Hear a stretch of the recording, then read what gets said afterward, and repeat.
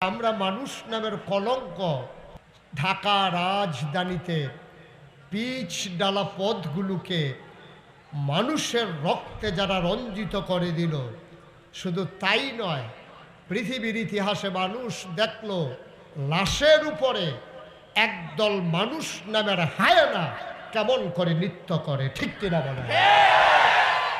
সুতরাং মানুষের কোয়ান্টিটি বেড়েছে, আমাদের কোয়ালিটির বিকাশ সাধন হয় নাই। গোটা বিশ্বে এখন 800 কোটি মানুষ, 250 কোটি মুসলমান, অথচ মনুষ্যত্বের বিকাশ ঘটে নাই।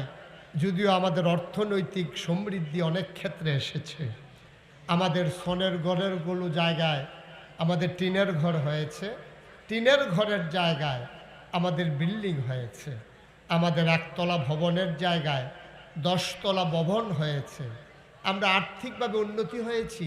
গোটা বিশ্ব আজকে গোটা বিশ্বকে বলা হয় গ্লোবাল ভিলেজ। আজকে গোটা বিশ্ব কম্পিউটারাইজড, কিন্তু অবাক বিশ্বে মানুষ তাকিয়ে দেখলো মানুষ আজকে পশুর চাইতে নিকৃষ্ট, ঠিক কিনা বলে।